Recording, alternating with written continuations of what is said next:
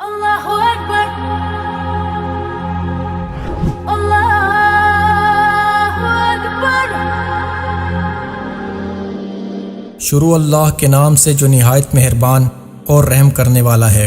السلام علیکم ورحمۃ اللہ وبرکاتہ۔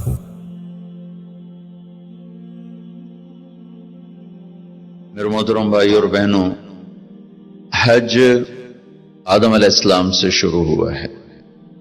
عبادات میں کوئی اجتہاد اور عقل نہیں، جیسے اللہ نے کہا ہے ویسے کرنا ہے۔ نماز اپنی عقل سے ہم معلوم نہیں کر سکتے، روزہ ہے، حج ہے۔ عبادات میں جیسے آسمان والے نے بتایا اور جیسے جناب رسول اللہ صلی اللہ علیہ وسلم نے کر کے دکھلایا، بس ہم نے وہ کرنا ہے۔ باقی چیزوں میں معاملات ہیں، زندگی کی باقی ضروریات ہیں، اس میں زمانے کے لحاظ سے سوچ بچار بھی ہے، تبدیلی بھی ہے، اجتہاد بھی ہے۔ عبادت اسے کہتے ہیں جس میں بس جو اللہ نے کہا، جو اس کے نبی نے فرمایا، کر کے دکھایا، ویسے کرنا ہے۔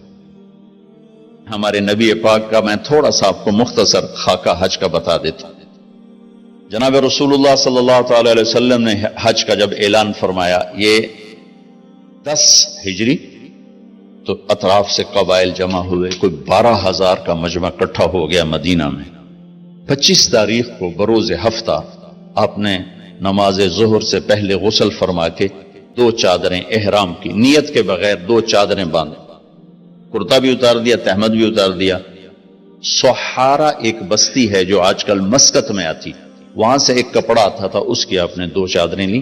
پھر آپ نے ظہر کی نماز کے بعد اپنے پورے قافلے کو لیا، ذوالحلیفہ جس کو آج کل ابیار علی کہتے ہیں، یہاں آپ نے آ کر قیام فرمایا، اور عصر، مغرب، عشاء اور فجر اور ظہر 5 نمازیں آپ نے یہاں ادا فرمائیں۔ آپ گزر رہے تھے کہ جبریل ہے کہ یا رسول اللہ، اللہ فرما رہے ہیں یہ پاک وادی ہے، یہاں آپ قیام فرمائیں۔ ایک رات کی قیام کے بعد صبح آپ نے فجر کی نماز کے بعد غسل فرمایا، خوشبو لگائی، اپنے بالوں کو تیل لگایا، پھر شہد لگایا۔ شہد گوند کا کام دیتا ہے، چونکہ اب ننگے سر جانا تھا تو بال بڑے تھے، آپ کے شانوں تک آئے ہوئے تھے، تو آپ نے ان کو شہد لگا کے نا وہ جوڑ دیا، آپس میں جوڑ دیا۔ اور عائشہ رضی اللہ تعالیٰ نے آپ کو خوشبو لگائی۔ جسم پہ خوشبو لگا سکتے ہیں احرام سے پہلے، احرام کے کپڑے کو نہیں، جسم پہ خوشبو لگا سکتے ہیں احرام کی نیت کرنے سے پہلے۔ بالوں میں، مانگ میں آپ نے خوشبو لگائی۔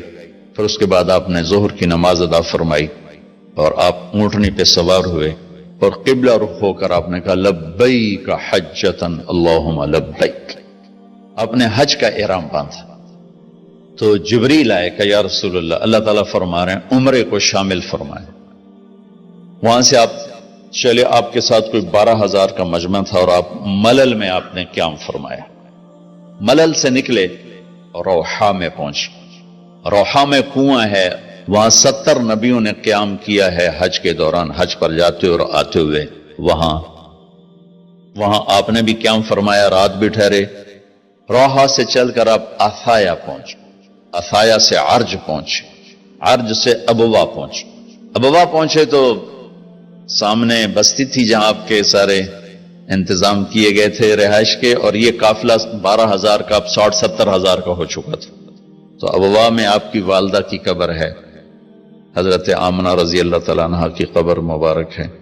تو آپ سڑک سے یوں ہٹ گئے، اندر پہاڑوں میں چلے گئے۔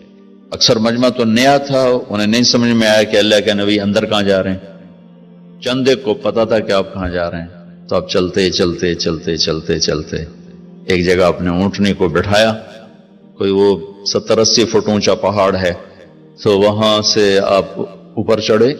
یہ اپریل کا مہینہ تھا اور ماں کی قبر کے سرانے تشریف لائے، اور یوں اپنے گھٹنے اٹھائے اور ہاتھ یہاں رکھے اور سر یہاں لیا، یہ پوزیشن بنائی جیسے چھوٹے بچے بناتے، اور پھر جوں سرہانے بیٹھ کے رونا شروع کیا۔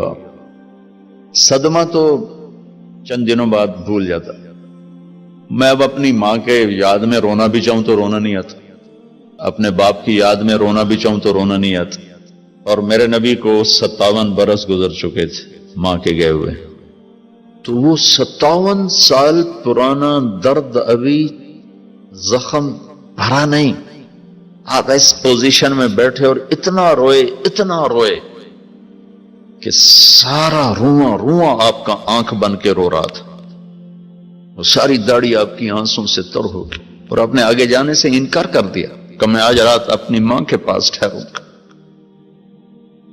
آپ نے رات وہیں گزاری، کیا رات تھی۔ ابوا سے چلے تو آپ عصفان پہنچے، عصفان تھے تو آپ نے کہا ابوبکر یہ کون سی جگہ ہے؟ کہا جو عصفان۔ کہا میں دیکھ رہا ہوں ہود اور صالح علیہ السلام گزر رہے ہیں اس وادی سے، لبیک کہتے ہوئے حج کو جا رہے ہیں۔ عصفان سے آپ مرہ زہران پہنچے، پھر وہاں سے آپ صرف پہنچے، پھر وہاں سے آپ تنعیم پہنچے۔ تنعیم میں آپ نے احرام کی چادروں کو تبدیل فرمایا، جو 2 چادریں مدینہ میں زیب تن فرمائی تھی، تنعیم اتار کر تو نئی چادر اسی کپڑے کی۔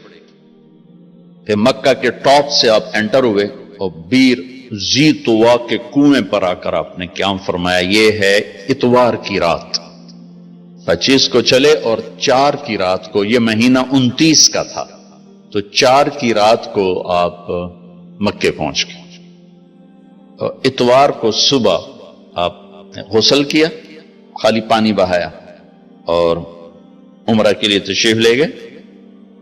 صفا مروہ کی طرف سے آپ پہنچے، بابو بنی شیبہ کے سامنے آپ نے اونٹنی کو بٹھایا تو بنو ہاشم خاندان کے بچے آ گئے، ان سب کو ملے، کئیوں کو اونٹنی پہ بٹھا لیا، کئیوں کو پیار کیا، گلے لگایا، پھر ان سب سے ہو کر بابو بنی شیبہ، یہ بابو بنی عبد مناف تھا، آپ کے خاندان کا دروازہ تھا، اس سے آپ انٹر ہوئے، اور جب آپ فارغ ہوئے تو بابو بنی مخزوم سے آپ باہر نکلے۔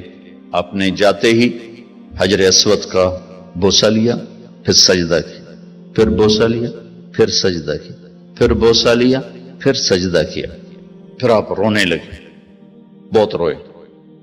اس کے بعد آپ طواف شروع فرمائے۔ تیسرے یا چوتھے چکر میں آپ نے پانی بھی پیا، اور حضرت عمر سے فرمایا کہ عمر حجر اسود کے بوسے پہ لڑائی نہ کرنا، جگہ ملے تو لے لینا، جھگڑا نہ کرنا، جیسے ہمارے نادانی میں لوگ وہاں عورتیں بھی ایسی حماقت کرتی ہیں کہ ایک سنت عمل کے لیے فرض چھوڑ دیتے کہ مرد عورت کا یوں آپس میں اختلاط، یہ اس سے بچنا فرض ہے، اور وہ ایک سنت کے لیے گھس رہی، اور لڑائی جھگڑے فساد، قریب بھی نہیں جانا چاہیے۔ اللہ کے نبی نے استلام کیا، جب رش ہو گیا تو آپ کے پاس ایک لکڑی تھی، وہ دور سے یوں لکڑی کو لگا کر اور اس کا بوسہ لے لے۔ پہلا آپ نے بوسہ لیا، اس کے بعد رش ہو گیا تو پھر آپ نے ہر دفعہ بوسہ میں ایک دفعہ بوسہ لیا، اس کے بعد آپ کے پاس ایک لکڑی تھی، اس لکڑی کو آپ یوں چھوتے تھے اور حجر اسود کو، اور اس کا بوسہ لے لیتے تھے۔ بوسہ صرف ایک دفعہ، پھر جب آپ نے 2 نفل پڑھ لیے اور تشریف لے گئے صفا مروہ کے لیے، تو پھر حجر اسود کا بوسہ لیا اور آپ نے جا کر صفا مروہ پہ 7 چکر پورے کیے۔ بعض روایت میں ہے کہ 3 چکر پیدل کیے، پھر مجمع زیادہ ہو گیا تو 4 اونٹنی پر بیٹھ کر گیا تاکہ لوگ دیکھ لیں۔ اس کے بعد آپ نے اعلان فرمایا کہ بھئی جن کے پاس قربانی کا جانور نہیں ہے وہ احرام کھول دو۔ تو صحابہ نے کہا یا رسول اللہ آپ کھولیں، تو آپ نے فرمایا کہ میرے پاس قربانی کا جانور ہے، ابو بکر کے پاس، عمر، زبید، طلحہ یہ نہیں کھولیں گے جو کہ ان کے پاس بھی قربانی کا جانور ہے، باقی جن کے پاس نہیں کھول دو۔ تو سب نے کھول دی، اور حج افراد بھی تمتع بن گیا، حج قران بھی تمتع بن گیا۔ اب نہیں ہو سکتا، اب جو نیت کریں گے وہی کرنی پڑے گی، لیکن اللہ کے نبی کا خاص حکم تھا تو سب کا حج تمتع بن گیا۔ آخر میں آپ لوگوں سے گزارش ہے کہ اگر آپ کو ہماری یہ کوشش پسند آئی ہو تو اسے زیادہ سے زیادہ صدقہ جاریہ کے طور پر شیئر کریں۔ اللہ آپ سب کو اپنی حفظ و امان میں رکھے، آمین۔